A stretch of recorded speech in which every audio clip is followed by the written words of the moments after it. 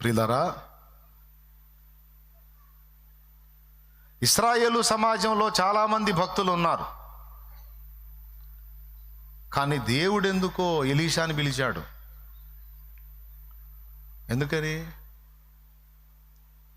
ఎందుకంటే ఎలీషా కష్టపడి పని చేసుకోవటమే కాదండి, ఎలీషా దేవునితో వ్యక్తిగత అనుబంధాన్ని కలిగి ఉన్నవాడు. తెలుసా మీకు ఆ సంగతి? అందుకే ఏలియాతో మాట్లాడాడు ఏమని? నీ తరువాత ఇశ్రాయేలుకు ప్రవక్తగా ఉండుటకు షాపాతు కుమారుడైన ఎలీషా మీద చేతులుంచవయా అని చెప్పాడు. బాగా వినండి. ఎంతమంది ఇంట్రెస్ట్గా ఉన్నారయ్యా? స్తోత్రం చెప్పండి. 2 చేతులు ఎత్తి గట్టిగా చెప్పండి. ఉండటానికి గుంపు బాగానే ఉన్నారు, కానీ లైన్లో లేకపోతే గాలిపోయిద్ది. ఎద్దు చూస్తే ముద్దు వస్తుంది. 2 శాస్త్రాలు ఉన్నాయిలే. ఈడుపు చూస్తే ఏడుపు వస్తుందని ఒకటి, వ్యవసాయం చూస్తే ఏడుపు వస్తుందని ఒకటి. అట్లా ఉండొద్దు నాయన. చెప్పే 4 ముక్కలు హృదయంలోకి తీసుకొని దేవుని కొరకు ఫలించడానికి నడుం కట్టండి. స్తోత్రం. ఎందుకని షాపాతు కుమారుడైన ఎలీషా మీద చేతులు ఉంచమన్నాడు? ఇంకెవరు కనపడలేదా? కనపడలా. ఎందుకంటే షాపాతు కుమారుడైన ఎలీషా దేవునితో వ్యక్తిగత సాంగత్యం చేస్తున్నాడు. 12 అరకలతో దున్నిస్తూ 12వ అరక తాను దున్నుతూ ఒక పక్క కష్టపడి వ్యవసాయం చేస్తూనే మరో పక్క దేవునితో పర్సనల్ కాంటాక్ట్. కాబట్టి దేవుడు దైవజనుడిని ఆయన దగ్గరకు పంపించాడు. ఎలీషా ఏలియా దగ్గరకు రాలా, ఏలియానే ఎలీషా దగ్గరకు పంపించాడు. అట్లుండాలి మరి. మోకాళ్ళు వేసి దేవుని పాదాలు పడితే నువ్వు శాలేమన్న ఎప్పుడు వస్తాడు అనుకోవటం కాదు. వాడే గిరగిర గిరగిర తిరుగుతా నీ దగ్గరకు రావాలి. అది పట్టు. దేవునికి స్తోత్రం కలుగును గాక. ఎందుకంటే నువ్వు సరిగ్గా దేవుని అలా కనెక్ట్ అయ్యావు అనుకో, దేవుని కనెక్ట్ అయ్యావు అనుకో, దేవుడు కదిలిస్తాడు అట్లా తన దాసుల్ని. ఇదొక్కటేనా? దావీదు గొర్రెలు కాసుకుంటున్నాడు. దావీదు సమూయేలు దగ్గరికి పోయాడా? సమూయేలే దావీదు ఇంటికి వచ్చాడా? కారణం ఎందుకని? దావీదు అన్నలు అంతమంది ఉంటే వాళ్ళెవ్వరికి లేని ధన్యత దావీదుకి ఎందుకు దక్కింది? దావీదు కూడా అదే అలవాటు కలిగి ఉన్నాడు. అన్నయోళ్ళేమో వేరే అనుభవాల్లో ఉంటే దావీదు వాళ్ళమ్మ బోధ, కాస్త కూస్త వాళ్ళ నాన్న బోధ, ఎక్కువగా వాళ్ళమ్మ పెంపకం. ఎందుకంటే 2 చోట్ల నీ సేవకురాలి కుమారుణ్ణయ్యా అన్నాడు. మరి యెషయి కదా తండ్రి, కానీ యెషయి ప్రస్తావన తేడు. మా అమ్మయ్య నీ సేవకురాలు, ఆమె కొడుకునయ్యా నేనని గుర్తు చేశాడు 2 చోట్ల దావీదు. అంటే అమ్మ దావీదు తల్లి పేరు మెన్షన్ చేయబడలేదు, కానీ ఆ తల్లిని గురించి దావీదు చెప్పిన మాటను బట్టి ఆమె ఎంత గొప్పదో మనకు అర్థమవుతుంది. ఆయనకు భక్తి నేర్పింది, దేవుణ్ణి పరిచయం చేసింది, దేవునితో వ్యక్తిగత అనుబంధాన్ని ఏర్పరచుకోవటం నేర్పింది. మిగిలిన వాళ్ళు ఇళ్ళ దావీదు విన్నాడు, అమ్మని కాసుకున్నాడు, దేవుణ్ణి కనెక్ట్ చేసింది. ఇంకంతే. ఎక్కడికి పోయినా పొలం మీద, కొండలకు పోతున్నా, అడవులకు పోతున్నా పాటే, అడవిలోకి పోయినా పాటే, కొండల్లో ఉన్న పాటే, లోయల్లో ఉన్న పాటే. ఎక్కడ? హృదయంలో, నోటిలో. ఎవరి పాట? కొండలలో, లోయలలో, అడవులలో, ఎడారులలో, కొండలలో, లోయలలో, అడవులలో, ఎడారులలో నన్ను గమనించినావా, నన్ను నడిపించినావా, నన్ను గమనించినావా.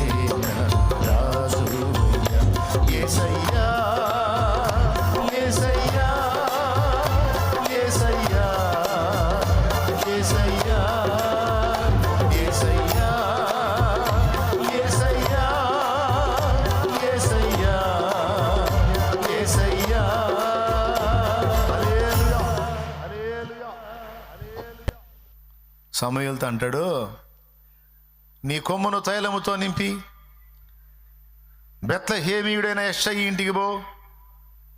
ఎందుకు నాయనా? చెబుతా పో. ఇశ్రాయేలు మీద సౌలు తర్వాత రాజుగా నుండుటకు నేను ఒకని ఏర్పరచుకొని ఉన్నాను, వానిని చూపిస్తా పో అన్నాడు. పోయేటప్పుడే చెప్పొచ్చుగా, చివరి కొడుకయా వాని మీద తైలం పోయని చెప్పలా, పొమ్మన్నాడు. ఇక్కడ సమూయేలుకు ట్విస్ట్, సమూయేలుకు ఒక ఎగ్జామ్ అది. ఎందుకంటే అంతకుముందు సౌలు ఎత్తు పొడుగు చూసి దేవుడు ఏర్పరచుకున్నాడు, ఎంత పొడుగున్నాడు ఎంత లావున్నాడని మురిసిపోయాడుగా. దాన్ని కూడా లక్ష్య పెట్టవద్దని నేర్పాలి ఇప్పుడు సమూయేలుకు. పో పంపించి పెద్ద కొడుకు ఎలియాబు, రెండోవాడు, మూడోవాడు, నాలుగోవాడు అందరినీ యెష్షయి తీసుకొస్తుంటే, వీడు పెద్ద కొడుగా, ఒడ్డు పొడుగు బాగానే ఉన్నాడు అండ్ సైనికుడు కూడా, వీడినే కోరుకొని ఉంటాడు దేవుడు అని లేకపోతే కూర్చో అని పక్క పంపించా అని నేను కోరుకోవాలా? అవునా? మరి ఎవరినైనా రమ్మని, ఇంకా రమ్మను. నువ్వు ఎత్తులో పొడుగులు చూడవాకు, నరులు పై రూపమును లక్ష్య పెట్టుదురు, యెహోవాను నేను హృదయమును లక్ష్య పెట్టుదును.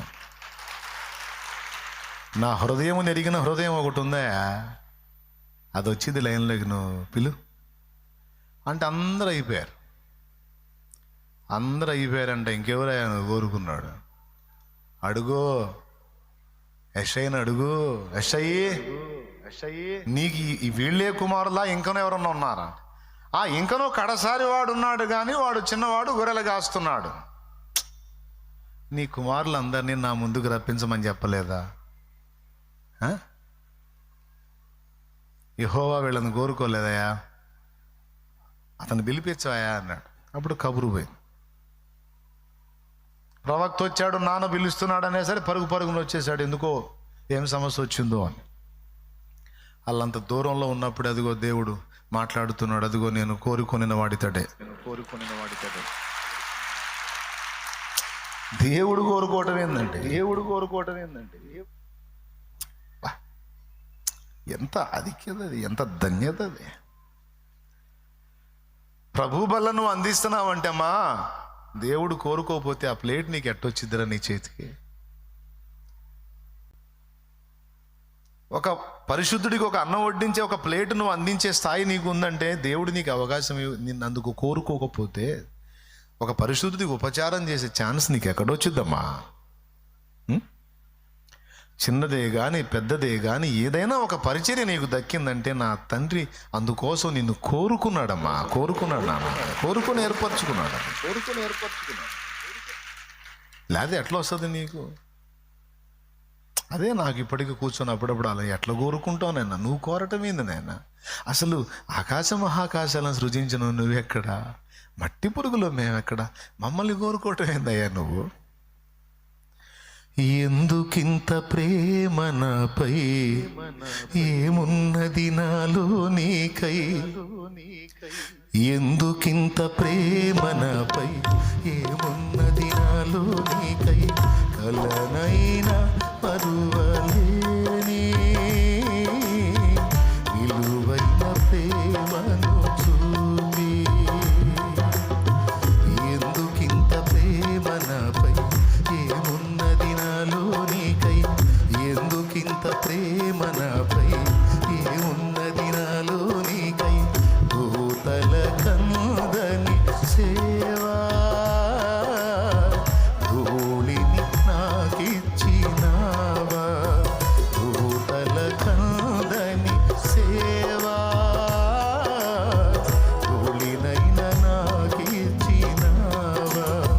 నానులమనుకున్నవారు అతిశయించి అలజడిరేప, నానులమనుకున్నవారు అతిశయించి అలజడిరేప, దీనుడనగు నాకు కృపనిచ్చినావా? దీనుడనగు నాకు కృప చూపినావా? ప్రేమించే యేసయ్యా, నీవుంటే చాలయ్యా, ఎవరున్నా లేకున్నా జీవించగలనయ్యా, ఎవరున్నా లేకున్నా పడనయ్యా ప్రేమించి యేసయ్యా.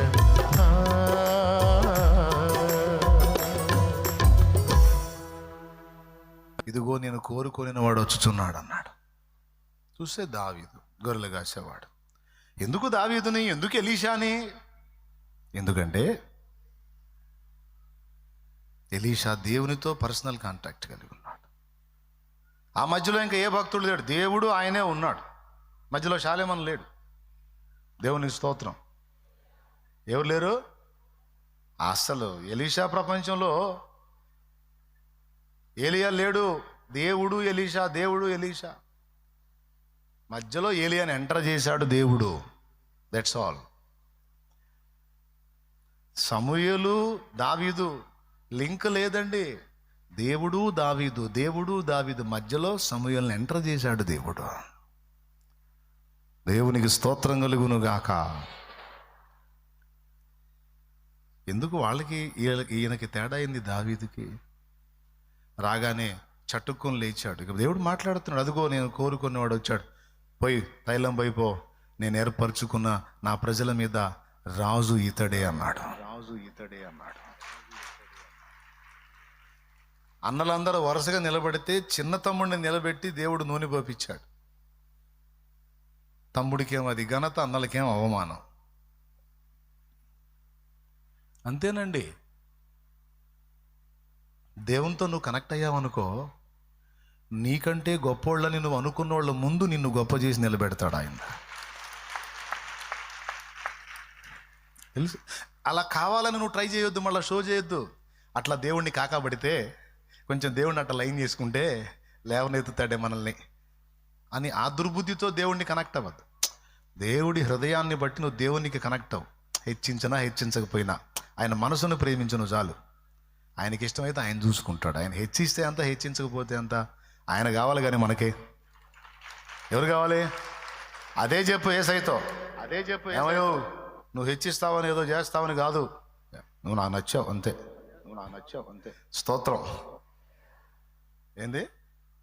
నువ్వు నాకు నచ్చావా, నీ వ్యక్తిత్వం నాకు నచ్చింది, నీ ప్రేమ నన్ను ఆకర్షించింది, చాలు. నువ్వు నా హెచ్చించు, హెచ్చించకపో, ఆశీర్వదించు, ఆశీర్వదించకపో, నువ్వు పట్టించుకోకపో, నిన్ను వదిలి. అదేగా ఇందాక పాడింది మీరు, నా క్షేమాధారము నువ్వే ఈ జగతిలో. ఆక్షేపణ అంటే విమర్శించను, ఏ కొరతలు ఆక్షేపణ చెయ్యను నేను, కలతలలో నేనున్న కలవరపడనయ్యా, నీ తలపులలో నేనున్న అంతే చాలయ్యా. చాలయ్యా, నీ జ్ఞాపకాల్లో నేనుంటే చాలు. నువ్వు నాకు పలావు పెట్టావా, పచ్చడి పెట్టావో, ఏదో నువ్వే పెడతావుగా. పచ్చడి పెట్టావేంది అనను, పలావు పెట్టావు మంచోడివి అనను. పలావు పెట్టినా పచ్చడి పెట్టినా అసలు పస్తే ఉంచినా నువ్వు మంచోడివే, నువ్వు మంచోడివే, నువ్వు మంచోడు. నాకేమైనా, నేనేమైనా నువ్వు మంచోడివే, నువ్వు నాకు ఇష్టమైన వాటి. అలా హృదయపూర్వకంగా ఏమి ఆశించక దేవునినే ఆశించి నువ్వు దేవునితో నీ మనసును కలుపుకున్నట్టయితే ఇక తర్వాతే ఆయన చూసుకుంటాడు. అన్నలను వరుసగా నిలబెట్టి వాళ్ళ ముందు నూనె పోపిస్తాడండి. వాళ్ళకి గాలి పోయి ఉంటుంది నాకు తెలిసి. అందరినీ పక్కన పంపించి ఒక్కడే నిలబెట్టాడంటే మొత్తం ఎదవ లెక్కలో చేరినట్టేగా. దేవునికి స్తోత్రం, హల్లెలూయా. మొత్తం పోండి పోండి పోండి. నా దావీదు ఎందుకే నీ దావీదు ఏంటి? నీ దావీదు అంటే దావీదుకి నేనంటే పిచ్చిలే, దావీదుకి నేనంటే కాకా పడుతున్నాడే, కాకాలు పట్టే టైపు కాదు, అవసరాన్ని తీర్చుకోవడానికి దువ్వే టైపు కాదు. నేను అవసరం తీర్చినా తీర్చకపోయినా దావీదుకి నేనంటే పిచ్చి. నేను సాయం చేసినా చేయకపోయినా వానికి నేనంటే ఇష్టం. వాని హృదయం నాకు తెలుసు. నా దగ్గర ఏదో ఆశించి కాకాలు పట్టాడు, భజన చేయడు. నేను ఇచ్చినా ఇవ్వపోయినా నన్ను బట్టి సంతోషిస్తాడు. నేనే తన అతిశయం అనుకుంటాడు, నేనే తన ఆనందం అనుకుంటాడు, నేనే తన సంపన్న స్థితి అనుకుంటాడు, ఐశ్వర్యం అనుకుంటాడు. దావీదు వేరు. మరైతే ఇప్పుడేం దావీదు పరిస్థితి అంటే, నన్ను ఇంతగా ప్రేమించిన దావీదు నేను హెచ్చించకుండా ఉంటానా? నా దావీదుని నేను తప్పకుండా హెచ్చిస్తాను. అట్లాగా దేవునితో వ్యక్తిగతంగా లింక్ అవ్వాలండి మీరు. అది మీరు పర్సనల్గా లింక్ అవ్వాలి దేవుడితో. నీకు ఆయనకి నీకు అలాంటి అనుబంధం ఏర్పడాలి. మీలో ఎంతమందికి ఉందో అనుభవం? అలాంటి అనుభవం ఎంతమందికి ఉందో చేతులు ఎత్తండి. అట్లా దేవునితో అనుసంధానం అయిన వాళ్ళు ఎంతమందో, అలా దేవునితో మాట్లాడుకునే వాళ్ళు, అలా దేవుని నడిపింపు పొందుకునే వాళ్ళు ఎంతమందో చేతులు ఎత్తండి. కొంతమంది సిగ్గుపడుతున్నారు, సిగ్గుగా ఉందా? చేతులు ఎత్తండి. అయ్యా స్వామి ఏమైంది, నేనేమంటాను. సంతోషం. ఇంకా కొంతమంది చేతులు ఎత్తలా అంటే మీకు దేవునికి మీకు అలాంటి వ్యక్తిగత అనుబంధం లేదా? అయితే ఇక నుంచి ఏర్పరచుకో. నువ్వు దేవుని పిచ్చోడు అయిపోవాలంతే. సింపుల్గా ఒక మాటలో చెప్పాలంటే, ఎవరు పిచ్చోడి కావాలను? నువ్వు శాలేమన్న పిచ్చోడి కావద్దు, లేదా ఇంకొకటి పిచ్చోడి కావద్దు. నువ్వు దేవుని పిచ్చోడి కావాలి. దేవునితో ఐక్యత చెందాలి. ఎప్పుడైతే దేవునితో అలాంటి అనుభవంలోకి నువ్వు వస్తావో, అప్పుడు శాలేమన్నా కాదు, శాలేమన్నా లాగా నిన్ను చేస్తాడు దేవుడు. ఒకవేళ శాలేమన్నా నీ గొప్ప అనిపిస్తుంది, భక్త సింగ్ గారు కాదు, భక్త సింగ్ గారి లాగా నిన్ను చేస్తాడు దేవుడు. ఏ భక్తుడిని నువ్వు గొప్పగా అనుకుంటావో ఆ భక్తుడి లాగా నిన్ను చేస్తాడు. ఆశ అట్లుండాలి, కానీ భక్తుడిని ఆశించటం కాదు, భక్తుని లాగా ఉండాలని ఆశించాలి. దేవునికి స్తోత్రం కలుగును గాక. గట్టిగా చెప్పండి ఒకసారి.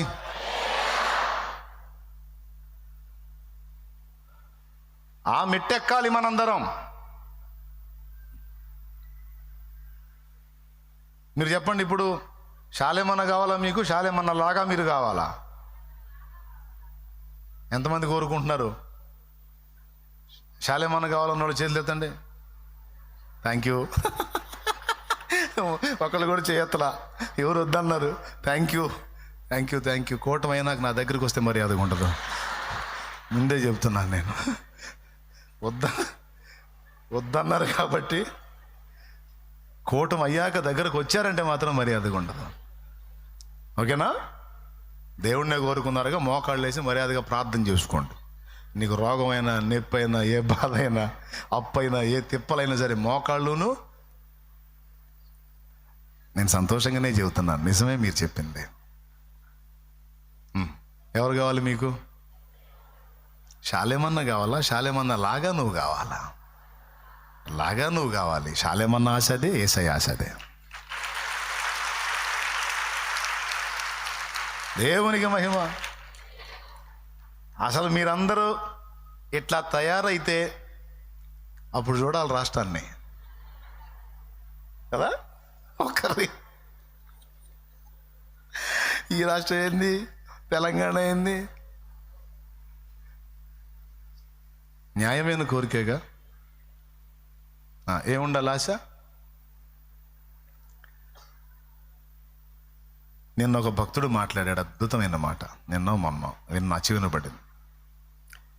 నేను ఆ విషయాన్ని ధ్యానించాను, మాట్లాడాను, ఆ తరహాలో మాట్లాడాను. చాలా అద్భుతమైన మాట. మా పెద్దన్న ఉన్నాడు, ఆయన మాట్లాడాడు. యెహోషువ గురించి మీకు తెలుసు.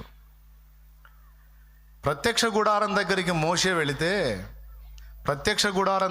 మోషే వెళితే మేఘం దిగొచ్చిద్దంట. అంటే దేవుడు మేఘములో దిగి మోషేతో ముఖాముఖి మాట్లాడతాడు. దేవునికి స్తోత్రం. ఇశ్రాయేలు సర్వ సమాజము గుడారపు వాకిళ్ల దగ్గరకు వచ్చి దేవుడు ఒక మనుషునితో, తన స్నేహితునితో మాట్లాడినట్లు మాట్లాడుతుండటం చూచి గుడారపు ద్వారం దగ్గర వాళ్ళు యెహోవాకు నమస్కారం చేశారట. సాగిలపడ్డారు, మహిమపరిచారు. చూస్తారా వచనం? నిర్గమాకాండం 33వ అధ్యాయం 9వ వచనం నుండి. చదువు నాన్న. మోషే ఆ గుడారములోనికి పోయినప్పుడు మేఘస్తంభము దిగి ఆ గుడారపు ద్వారమందు నిలువగా యెహోవా మోషేతో మాట్లాడుచుండెను. ప్రజలందరూ ఆ మేఘస్తంభము ఆ గుడారపు దయచేసి బాగా వినండి. నిజంగా దేవుణ్ణి ప్రేమించే వాళ్ళు ఈరోజు ఈ విషయాలని జాగ్రత్తగా వినాలి, పోగొట్టుకోవద్దు. ప్రజలందరూ ఆ మేఘస్తంభము ఆ గుడారపు ద్వారమును నిలుచుట చూచి లేచి ప్రతివాడును తన తన గుడారపు ద్వారమందు నమస్కారము చేయుచుండిరి. మనుషుడు తన స్నేహితునితో మాట్లాడునట్లు యెహోవా మోషేతో ముఖాముఖిగా మాట్లాడుచుండెను. తరువాత అతడు పాలెములోనికి తిరిగి వచ్చుచుండెను. అతని పరిచారకుడును నూను కుమారుడునైన యెహోషువ అను యవనస్తుడు గుడారములో నుండి వెలుపలికి రాలేదు. ఆ మాట ఆలోచించాల్సిన మాట. దైవజనుడు ప్రత్యక్ష గుడారం దగ్గరికి వెళ్ళాడు. బాగా వినండి. దైవజనుడు ప్రత్యక్ష గుడారం దగ్గరికి వెళ్ళాడు. మేఘములో నుండి యెహోవా దిగి మాట్లాడుతున్నాడు దేవుడు. ప్రత్యక్ష గుడారం ద్వారం దగ్గర మేఘం దిగింది, అందులో నుంచి మోషేతో దేవుడు మాట్లాడుతున్నాడు. ఈ దృశ్యం చూసి ఇశ్రాయేలు సర్వ సమాజము గుడారాల ద్వారం దగ్గరికి వచ్చి యెహోవాకు నమస్కారం చేశారంట. అబ్బా, ఎంత గొప్ప విషయం ఇదని. ఇద్దరు, ఒక ఆయనేమో ప్రత్యక్ష గుడారంలో ఉన్నాడు, ఒక బృందమేమో గుడారం వాకిళ్లలోకి వచ్చి జరుగుతున్నది చూసి దేవుని మయంపరుస్తున్నారు. యెహోషువకి ఎంత నిర్లక్ష్యం అండి. గుడారంలో నుంచి వెలుపలికి రాలేదట యెహోషువ అనే యవనస్తుడు. ఎంత గర్వం. దైవజనుడు గురువుగారు పోయి ప్రత్యక్ష గుడారంలో దేవునితో మాట్లాడుతుంటే అందరూ సర్వ సమాజం వచ్చి వాకిళ్ళ దగ్గర నిలబడి సాష్టాంగపడి నమస్కారాలు చేస్తుండే యెహోషువ గుడారంలో ఉంటావేంటి? ఆశ్చర్యం చెప్పనా? ఈ వాకిళ్ళ దగ్గరకు వచ్చి వందనాలు చేసి నమస్కారాలు చేసేవాళ్ళని నేను కోరుకోవాలి. నన్ను వాడుకో అన్న, నీతో వ్యక్తిగత సహవాసం చేస్తాను. నేను కూడా నేర్చుకుంటా ఆ సాధన. నేను కూడా గడుపుతా నీతో. నేను కూడా ఏకాంతంగా గడుపుతా తండ్రి నీతో. నీ సాంగత్యం నాకు కావాలి ప్రభు. యెహోషువ కావాలి దేవుడికి. మోషే దేవునితో మాట్లాడుతుంటే చూసి మోషేని దేవుణ్ణి పొగిడేవాడు కాదు. మోషేలాగా నేను కూడా కావాలి అనే యోధులు కావాలి దేవుడికి. కానీ ఎక్కువ మంది మెజారిటీ పొగిడి ఊరుకుంటారు. చాలామన్నా అబ్బా అసలు మావలేవారు, అసలు మావల. నీ పొగడ్తలకు ఒక నమస్కారం, నీ భజనకు ఒక డబల్ భజన. నాకు భజనలు వద్దు నాన్న. నువ్వు కొంతైనా ఈ మెట్టుకు వస్తావా రావా మర్యాదగా అది చెప్పు. నాకు ఈ పై షోలు వద్దు. నువ్వు కొంతైనా ఈ మెట్టుకు వస్తావా రావా అది కావాలి నాకు. మోషేని చూసి రోషం తెచ్చుకున్నాడు. మోషే కోసం దేవుడు కదిలినప్పుడు యెహోషువ కోసం ఎందుకు కదలడు? నా దేవుడు నా కోసం కూడా కదులుతాడని దేవుణ్ణి పెనేసుకున్నాడు. ఏలియా దేవునితో మాట్లాడతాడు, ఎలీషా కూడా దేవునితో మాట్లాడతాడు. ప్రవక్తల శిష్యులు వచ్చి నీ గురువుని ఈరోజు ఆరోహణం చేయించబోతున్నాడు, నీకు తెలుసు అంటే నాకు తెలుసు, నోరు మూసుకుంటా అన్నాడు. ఎలీషా ఇక్కడ ఆగిపో, దేవుడు నన్ను అక్కడికి పొమ్మంటున్నాడు. యెహోవా జీవంతోడు, నీ ప్రాణంతోడు, నిన్ను వదలలేదుగా. తను అనుకున్నది సాధించుకున్నదాకా వదల్లా. ఆ తర్వాత వదిలేశాడు. ఆరోహణమై ఏలియా వెళ్తుంటే నా తండ్రి ఇశ్రాయేలుకు రథము రౌతు నువ్వు వెళ్ళిపోతే మరి ప్రవక్త పరిచయం నేను ఎలా చేయాలి? నీ ఆత్మ నీ మీద ఉన్న అభిషేకం నాకు రాకపోతే నేను ఎలా చేయాలని అడిగితే దుప్పటి పడుద్ది. ఆ దుప్పటి వేసింది ఎవరు? దేవుడు, ఏలియా కాదు. దేవుడే ఇచ్చాడు. ఎలీషాని మొదట కలుసుకున్నప్పుడు ఏ దేవుడు ప్రేరేపించి ఏలియా చేత దుప్పటి వేసాడో ఎలీషా మీద, ఫైనల్లో అదే దుప్పటి ఎలీషాకి పర్మనెంట్గా ఇచ్చేసాడు. దుప్పటి ఇవ్వటం అంటే ఏంటో తెలుసా? నెక్స్ట్ అభిషేకం ఎలీషాకి పాస్ అయింది. మోషే అభిషేకం యెహోషువకు పాస్ అయింది.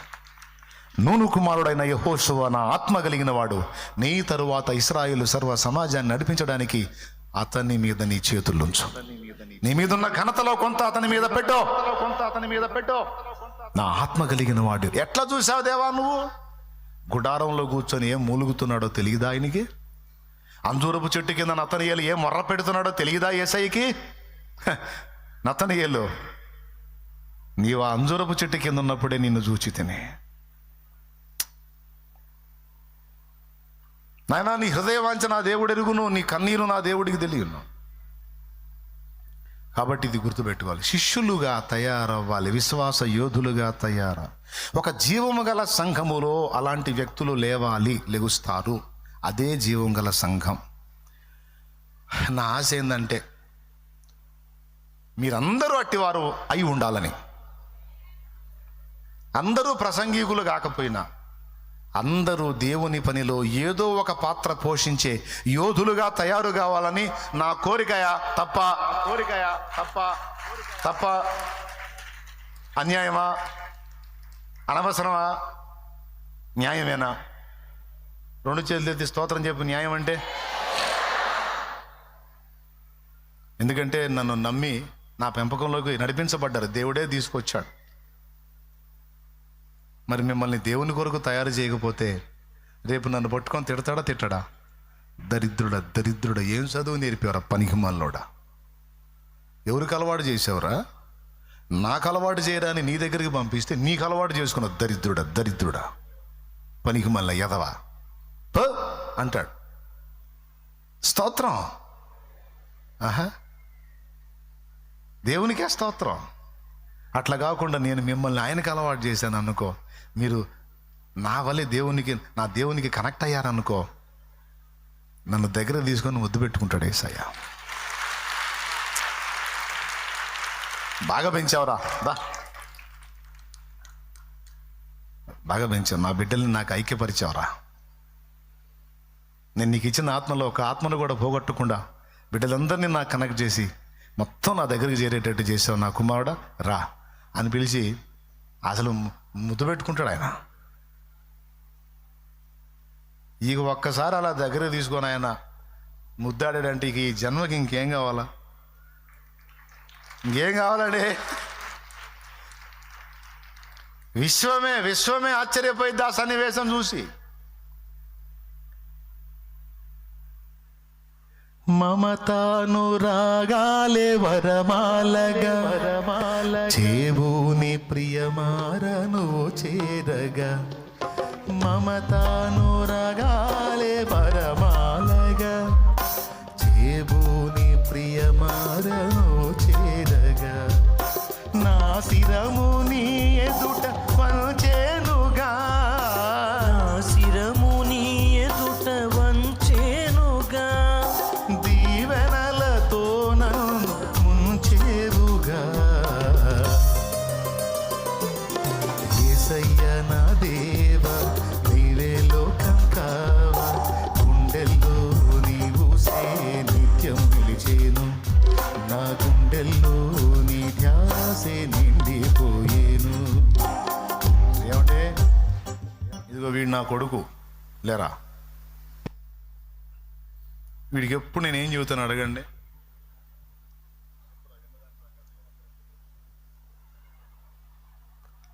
దైవజనులు ఎక్కువగా మాతో చెప్పే మాట ఏంటంటే, నాతో పాటు ఉండటం కాదు కానీ మీరు ఎప్పుడైతే దేవునితో కలుసుకుంటారో, దేవుణ్ణి పొందుకుంటారో, నేను ఎక్కువగా ఆనందించేది, మీ దగ్గర నుంచి కోరుకునేది అదే అని చెప్తాడు ఆయన.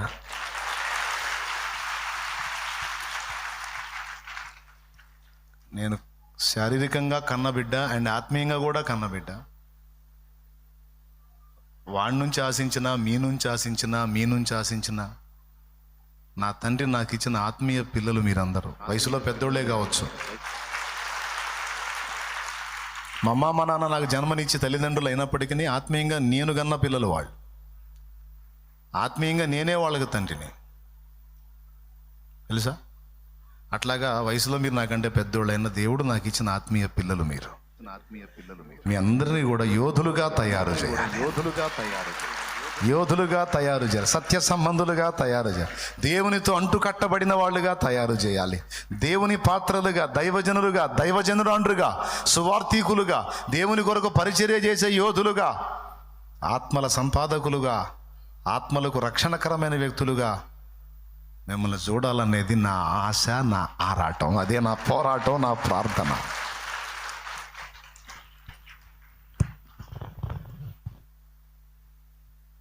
న్యాయమేనా నా కోరిక? వాళ్ళకి నేను ఎప్పుడు అదే చెప్తాను. నా మీద డిపెండ్ అవ్వద్దు, నా కోసం ఎదురు చూడొద్దురా. ఎంతవరకు తెలియదు కదా. కానీ నా ప్రభుతో కనెక్ట్ అయ్యారనుకో,